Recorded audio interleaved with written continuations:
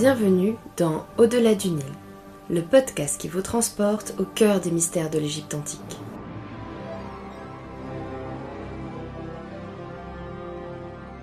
Des récits mythiques aux divinités puissantes, des secrets des pyramides aux légendes du Douat, chaque épisode vous fera plonger dans un monde fascinant où les dieux et les pharaons façonnaient le destin des hommes.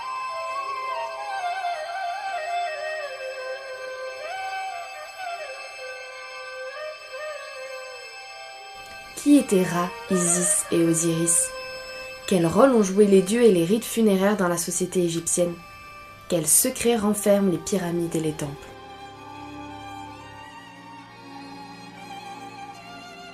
Préparez-vous à explorer une civilisation millénaire, à décrypter ses symboles et à comprendre les croyances qui ont traversé les âges.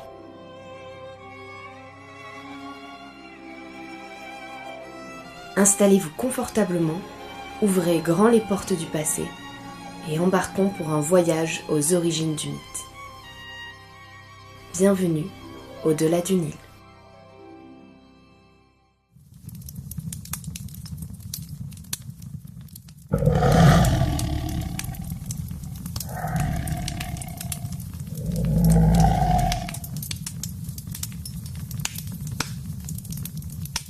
Bienvenue dans Au-delà du Nil, le podcast où nous explorons les mystères du panthéon égyptien.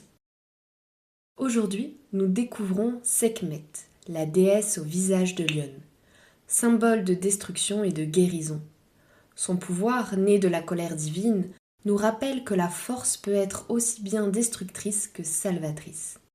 Et comme nous l'avons vu avec Isis et Osiris, l'équilibre entre vie et mort, entre chaos et ordre, est au cœur de la mythologie égyptienne.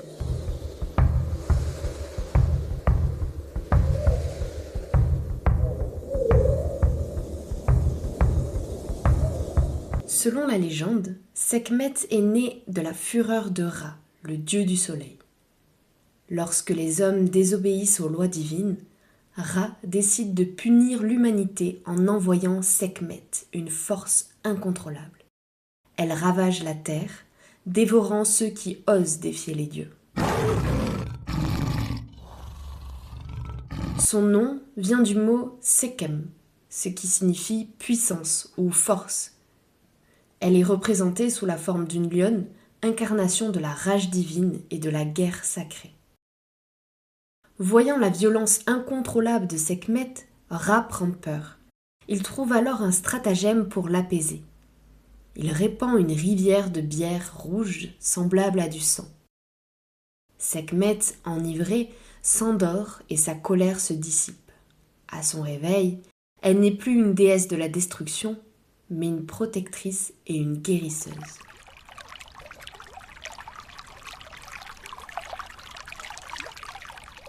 Cette métamorphose marque le début de son culte en tant que déesse de la médecine. Les prêtres la prient pour éloigner les épidémies et guérir les maladies. Sekhmet incarne la dualité. Elle peut détruire, mais aussi guérir. Les prêtres égyptiens la vénèrent pour sa puissance et son don de guérison. Ces temples deviennent des lieux de soins où l'on prie pour la santé et la protection.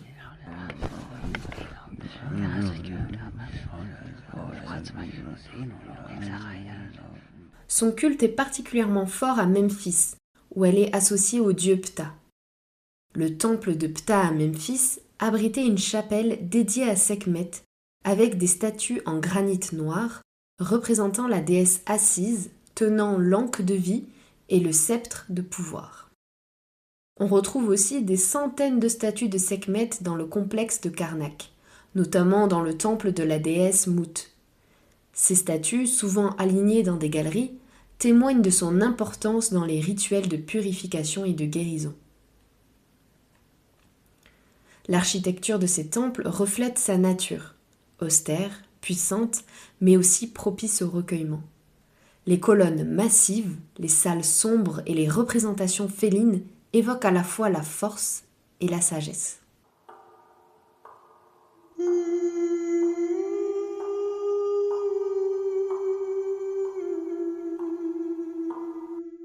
Dans les temples, les prêtres y invoquaient sa force pour protéger la cité et éloigner les maladies.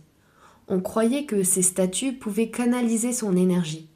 Certaines cérémonies consistaient à réveiller la déesse par des prières et des offrandes, afin qu'elle accorde sa guérison. Sa représentation est toujours marquée par la dualité.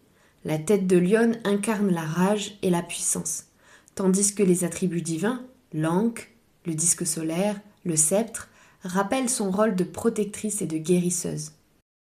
Elle est à la fois la flamme destructrice et la lumière régénératrice.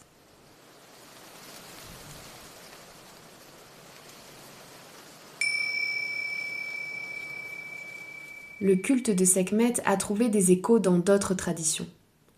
Dans la Grèce antique, elle fut rapprochée d'Artémis, déesse de la chasse et de la protection, et d'Athéna, déesse guerrière de la sagesse. Comme elle, Sekhmet incarne la force féminine capable de défendre et de punir. Dans la Rome antique, son image est intégrée au mystère Isiaque, célébré à Rome et dans tout l'Empire. Dans ses rites, Sekhmet représentait la force vitale et la guérison, invoquée pour éloigner les épidémies notamment. Dans les traditions hindoues, certains chercheurs voient des parallèles avec Kali, déesse de la destruction et de la régénération. Comme Sekhmet, Kali incarne la violence sacrée, mais aussi la renaissance spirituelle. Dans le christianisme, bien que son culte ait disparu, son rôle de protectrice et de guérisseuse rappelle certaines figures mariales, comme la Vierge Marie, invoquée pour la santé et la protection des fidèles.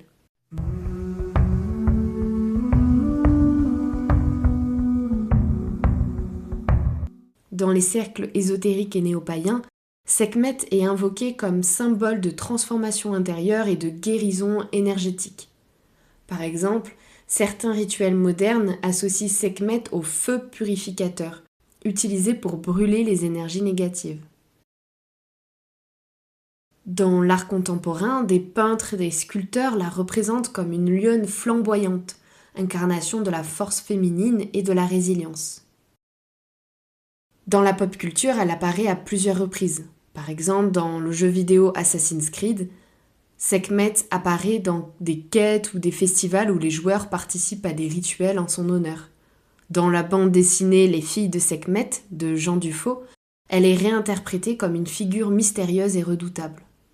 Ou dans le film Gods of Egypt, en 2016, bien que son rôle soit indirect, son image inspire les représentations des divinités guerrières.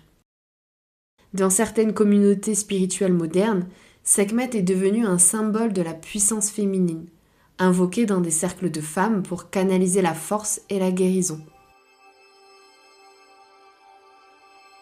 Sekhmet n'est pas seulement une déesse du passé, elle est devenue un archétype universel, celui de la puissance féminine, capable de détruire mais aussi de guérir, de punir mais aussi de protéger. Son rugissement résonne encore aujourd'hui dans nos imaginaires et nos quêtes de transformation.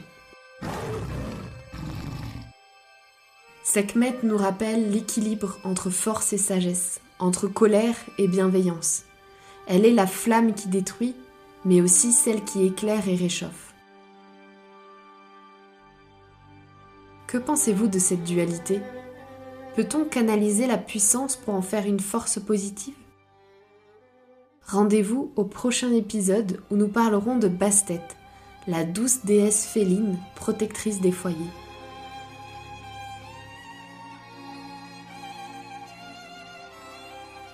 Merci d'avoir voyagé avec moi au cœur de l'Égypte antique. Votre écoute fait vivre ce podcast. Si cet épisode vous a plu, n'hésitez pas à vous abonner et à en parler autour de vous. Les dieux du Nil n'ont pas livré tous leurs secrets. À bientôt pour en découvrir d'autres.